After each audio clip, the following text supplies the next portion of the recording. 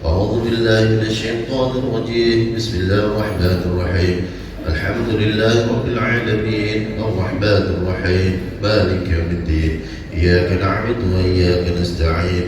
اهدنا الصراط المستقيم صراط الذين أنعمت عليهم غير المغضوب عليهم ولا الضالين. آمين. وإلهكم إله واحد لا إله إلا هو الرحمن الرحيم. الله لا إله إلا هو الحي القيوم لا تأخذه سنة ولا نوم له ما في السماوات وما في الأرض. ما ذا الذي يشفع عنده إلا بإذنه يعلم ما بين أيديهم وما خلفهم ولا يحيطون بشيء من علمه إلا بما شاء وسع كرسيه السماوات والأرض ولا يؤوده حفظهما وهو العلي العظيم. إلهنا ربنا أنت مولانا. سبحان الله سبحان الله سبحان الله سبحان الله سبحان الله سبحان الله سبحان الله سبحان الله سبحان الله سبحان الله سبحان الله سبحان الله سبحان الله سبحان الله. الحمد دائما الحمد لله الحمد لله الحمد لله الحمد لله الحمد لله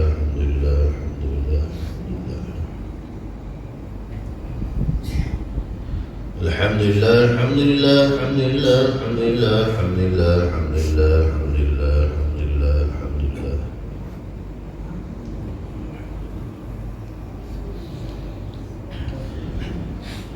الحمد لله رب العالمين على كل حال وفي كل حال ونعمة. الله أكبر الله أكبر الله أكبر الله أكبر الله أكبر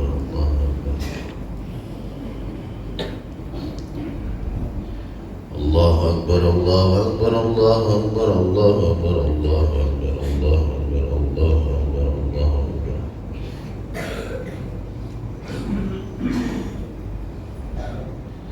الله أكبر الله أكبر الله أكبر الله أكبر كبيرا والحمد لله كثيرا وسبحان الله بكرة وأصيلا. لا إله إلا الله وحده لا شريك له له الملك وله الحمد يحيي ويميت وهو على كل شيء قدير. ولا حول ولا قوة إلا بالله العلي العظيم. اللهم لا مانع لما أعطيت ولا معطي لما منعت ولا راد لما قدت ولا ينفع ذا الجد منك الجد. اللهم صل على سيدنا محمد عبدك ونبيك ورسولك النبي الأمي وعلى آله وصحبه وسلم. Yang besar-besar dengan pedang-pedang. Ini pedang itu kan termasuk kebanggaan orang Arab. Pedang itu kayak mirip orang-orang Jepang dengan samurainya. Orang Arab juga bangga dengan pedangnya. Makanya lihat artinya kebanyakan orang-orang, kalau orang-orang Arab itu kalau nari pasti megang pedang. Dengan pedang-pedang kebanggaannya mereka. Lalu Rasulullah ambil debu pasir, lalu kemudian Rasulullah lemparkan. Lalu Rasulullah SAW membacakan ayat surat Yasin ayat ke-9. وَجَعَلْنَا مِنْ بَيْنِ أَيْدِيهِمْ سَدًّا وَمِنْ خَلْفِهِمْ سَدًّا فَأَغْشَيْنَاهُمْ فَهُمْ لَا يُبْصِرُونَ. Dikatakan dalam surat Yasin, وَجَعَلْنَا, dan kami jadikan min baini aidihim, di hadapan mereka sadda, tembok sekat, wa min khalfihim, dan dari belakang mereka juga sadda, dinding atau sekat, jadi nggak kelihatan. Fa'aghshaynahum, lalu kami tutup, fahum la yubsirun, dan mereka nggak bisa melihat. Wah, ini amalan nih kayaknya. Nanti saya mau praktekin kan. Ya coba aja. Ya paling orang kelilipan dilempar ke bumi gitu. Ini kan termasuk mukjizat dari Rasulullah SAW. Bukan hanya itu, bahkan sampai mengatakan Rasulullah itu, orang-orang pemuda itu sampai tidur, lalu Rasulullah dengan amannya keluar di hadapan mereka. Lalu Rasulullah menuju Ghar Sur, Gua Sur. Coba dalam kitab Tarikh Islamiyah Dr. Syauqi Abu Khalid. Di situ dalam kitab tersebut ada denah rute perjalanan Rasulullah. Jadi kalau bayangan orang, kalau kita mau pergi ke sesuatu kan langsung. Sebentar, ini tempat keluarnya di mana ya? Keluarnya di mana? Tadi ya jalan. Keluar ya. Oh di sini kali ya? Ya. Arah situ. Jadi kalau misalkan bayangan kita kalau pengen ke depan kan turun langsung aja kan gitu. Kalau Rasulullah hijrah enggak? Rasulullah hijrah itu mundur dulu, muter dulu ke belakang. Kalau mungkin ada yang pernah umroh atau haji itu lihat Ghor Sur itu, ya kadang-kadang kalau emang umroh itu cuma sampai bawahnya gunung doang gitu, bawah gunung apa tempat gua Sur itu. Jadi Ghor Sur itu mundur dulu, dan Rasulullah tinggal di situ 3 hari. Bersama dengan Sayyidina Abu Bakar As-Siddiq, bersama dengan anaknya yang bernama Abdullah itu, yang menemani itu. Dengerin kabar pada siang hari, malamnya laporan. Orang-orang musyrik lagi nyari-nyari Nabi sama ayah. Jadi dalam kitab Tarikh Islamiyah Dr. Syauqi Abu Khalid itu, Rasulullah itu mundur dulu. Sampai ketika terdengar orang-orang kaum musyrikin ini Rasulullah hijrah, mencar sampai membuat apa? Ji'alah, kalau dalam bahasa fikih ja'alah atau ji'alah. Ja'alah atau ji'alah itu artinya apa? Sayembara. Siapa yang dapat menemukan Muhammad ini akan mendapatkan apa? Hadiah. Sayembara kan? Orang-orang dulu begitu ya. Mungkin dulu orang-orang kita dulu kalau misalkan menemukan sesuatu, orang hilang misalkan atau barang yang hilang,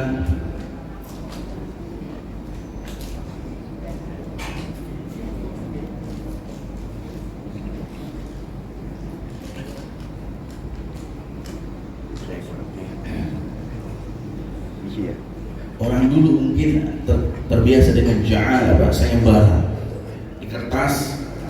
Siapa yang berhasil ini dia dapat menangkap buronan, dapat hadiah. Sayembara terbiasa. Akhirnya orang-orang kaum musyrik itu tahu hadiah yang luar biasa, nyebar mencari Rasulullah itu. Rasulullah ketika mau masuk ke gua Sur ini, bukan gua Hira, gua Sur. Gua Sur, Sayyidina Abu Bakar As-Siddiq masuk duluan. Ngecek satu persatu, lihat apakah ada hewan atau binatang buas. Biasanya yang kecil-kecil kayak gitu kan, goa yang kecil itu, goanya kan kecil loh ada sekali. Goanya kecil. Makanya boleh nanti satu waktu bawa hadir sekali kalau lagi umroh, ya request saja kepada mutawifnya atau tour leadernya. Saya boleh dong diajak ke Gua Sur atau ke Gua Hira. Gua Sur ya kalau bisa ya, karena pergi naik gitu ya, siapkan stamina-nya juga. Sayyidina Abu Bakar As-Siddiq masuk, periksa, katanya ada lubang-lubang, lalu ditutup-tutupin sampai satu lubang enggak bisa ditutup. Bukan enggak bisa ditutup, enggak tertutup. Masuklah Rasulullah, kemudian Sayyidina Abu Bakar As-Siddiq tinggal di gua itu 3 hari, salah satu ayat. Bayangin tinggal di gua 3 hari. Kemudian ternyata dari orang-orang yang kalau orang-orang musyrik itu mencari Nabi itu sampai ke bibir gua, sampai apa? Sampai Sayyidina Abu Bakar As-Siddiq agak khawatir dan berbisik, itu kalau mereka lihat kaki mereka, bahasanya beda. Apa bahasanya? Ngintip. Kalau orang Sundanya ngomong ditoong gitu. Diintip ke bawah, kelihatan itu kita. Apa kata Nabi Muhammad? Sesungguhnya jangan kamu tekan 2. Sesungguhnya Allah Subhanahu wa ta'ala yang ketiga. Allahu lillahi tsalisuhuma. Allah punya kita yang bertiga kita di sini. Kemudian hadir jamaah dimuliakan Allah, akhirnya dengan izin Allah enggak melihat apapun, dan Rasulullah terbebas dari ketahuan. Lalu Rasulullah hijrah ke Madinah, singgah di Kuba pada tanggal 12 Rabiul Awal. Jadi Nabi Muhammad hijrah itu dari tanggal 2 sampai tanggal 12 Rabiul Awal. Berapa hari? 10 hari. Itu kan perjalanan luar biasa. Ada rutenya, ada termasuk dalalnya juga, ada yang penunjuk arahnya juga. Kemudian ketika Rasulullah masuk ke Madinah, orang-orang Ahlul Madinah, penduduk Madinah itu menyambut Rasulullah dengan apa?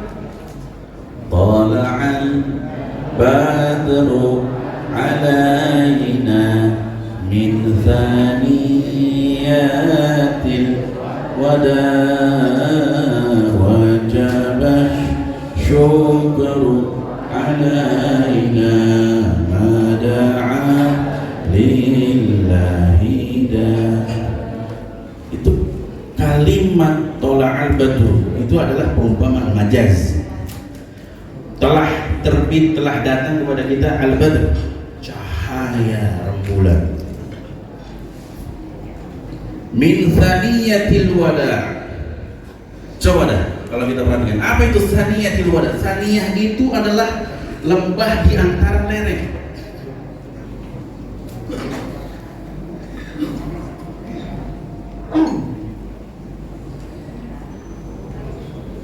Ya udah kelebihan ya? Belum.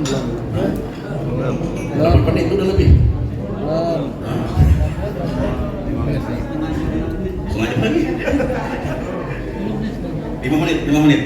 Karena saya mohon maaf juga ada acara juga, terus ada safar juga.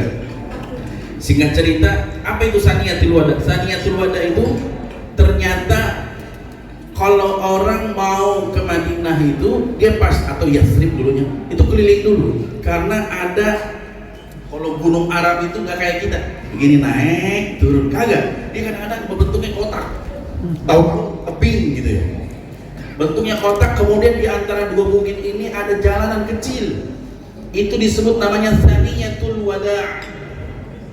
Dikatakan itu ada, kalau orang dulu apa namanya ya, bukan kayak pamali, jangan lewat situ. Pertama itu tempat angker, dan banyak orang yang kalau lewat gak selamat. Orang dulu ngomongnya begitu, orang-orang Madinah. Tapi Nabi Muhammad SAW menghancurkan pemahaman itu. Apa namanya bahasanya? Momok orang terdahulu, pemikirannya tentang jalan itu gak bisa dilewatin. Sama Nabi Muhammad SAW bisa dilewatin, sehingga bangga. Min thaniyatil wada. Itulah salah satu keistimewaan daripada Nabi Muhammad SAW tentang hijrah. Kemudian hadirin jamaah dimuliakan Allah, ada 3 ibrah yang ingin saya sampaikan. Yang pertama adalah luar biasanya keluarga Sayyidina Abu Bakar As-Siddiq. Sayyidina Abu Bakar As-Siddiq sahabatnya dari Nabi Muhammad SAW sebelum bi'tsah. Bahkan menemani Rasulullah kadang-kadang seperti apa? Gembala kambing. Rasulullah pernah gembala kambing. Sampai dikatakan, mungkin pernah dengar juga dalam agama lain juga mengembala kambing kan. Bahkan sampai ada yang mengatakan istilah domba yang tersesat kan gitu. Emang kenapa domba atau kenapa kambing? Karena sebelum mengurus umat, mengurus dulu yang lebih kecil. Apa? Hewan ternak, domba, kambing, dan seterusnya. Jadi keluarga Sayyidina Abu Bakar As-Siddiq, dari Sayyidina Abu Bakar As-Siddiq kemudian anak-anaknya semua dilibatkan untuk mempersiapkan hijrah yang luar biasa. Itu bentuk kecintaan keluarga Sayyidina Abu Bakar As-Siddiq kepada Rasulullah SAW. Lalu yang kedua juga termasuk luar biasanya dan punya makom tersendiri, siapa? Sayyidina Ali bin Abi Thalib. Sayyidina Ali bin Abi Thalib juga pasti tahu ini tidur di kasurnya Rasulullah, pasti dia tahu nih akan ada konsekuensinya. Apa? Akan dituduh yang tidur di situ adalah Rasulullah. Lalu dengar ada orang yang mau bunuh, dia siap-siap kehilangan nyawanya. Itu bentuk keluar biasa kecintaan Sayyidina Ali bin Abi Thalib kepada Rasulullah SAW. Lalu hadirin jamaah yang dimuliakan Allah, lalu ibrah yang ketiga adalah saya sampaikan, ini Nabi Muhammad SAW menjalankan hijrah, dan sebelumnya sahabat-sahabatnya disiksa, beliau juga pun bahkan sampai berapa kali mau dibunuh, dilempari kotoran, di kepalanya ditaruh tabur debu. Anaknya Sayyidatuna Fatimah sampai nangis seperti ini melihat ayahnya perjuangan dakwahnya luar biasa.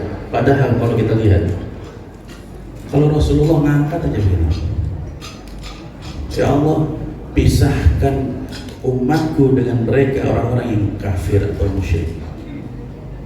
Bisa aja kan dia bilang, ya Allah, mudahkanlah hijrah ini. Ya Allah, dengan doa lantunan, apakah enggak diijabah? Diijabah. Tapi Rasulullah memilih itu? Enggak.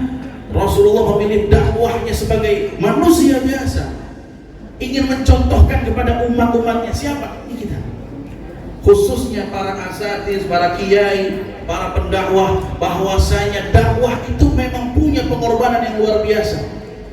Seorang Nabi Muhammad SAW pun merasakan seperti itu. Kita ini belum ada apa-apaannya. Hadirin sekalian, keluarga kita nggak ada yang diancam, keluarga kita nggak apa yang dicari-cari, buronan, difitnah sana, difitnah sini. Kita giliran kita, keluarga kita difitnah sedikit, luar biasa kita membela dirinya. Pada Rasulullah luar biasa, lu difitnah sampai bahkan berapa kali diancam untuk dibunuh, sahabat-sahabatnya disiksa, diminta untuk balik lagi ke agama yang terdahulu, tapi enggak.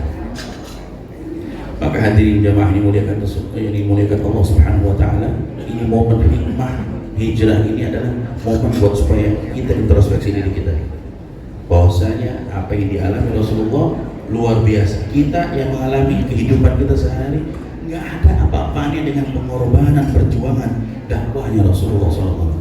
Terakhir saya lupa, Sayyidina Umar bin Khattab. Kalau ada yang bertanya, loh kok ini Sayyidina Umar bin Khattab berani hijrah terang-terangan? Ini Rasulullah khafi, secara sembunyi-sembunyi. Di sini mengajarkan bahwasanya pertama, Sayyidina Umar tasarrufan syakhsiyyan, beliau melakukan itu karena pribadinya beliau aja, bukan atas dasar hujjah syar'iyyah. Sedangkan apa yang dilakukan oleh Nabi, masdar ats-tsani, sumber hukum yang kedua, apa yang dilakukan Nabi adalah hujjah syar'iyyah. Kalau Nabi Muhammad SAW ngomong di depan Ka'bah, saya mau hijrah, siapa yang menantang saya? Maka nanti nggak akan ada lagi semua orang terang-terangan. Harus ada yang bahasanya strategi, tahu tentang sabab wa musabbibat, tentang sebab dan akibatnya. Ini termasuk daripada yang diajarkan oleh Rasulullah SAW. Maka hadirin jamaah yang dimuliakan Allah, mudah-mudahan apa yang menjadi kisah teladan Rasulullah SAW dalam hijrah ini bisa kita ambil ibrah dan hikmah-hikmah dan pelajaran-pelajaran buat kehidupan kita sehari-hari. Demikian dari saya, mohon maaf apabila ada kesalahan di sini. Billahi taufiq wal hidayah. Assalamualaikum warahmatullahi wabarakatuh.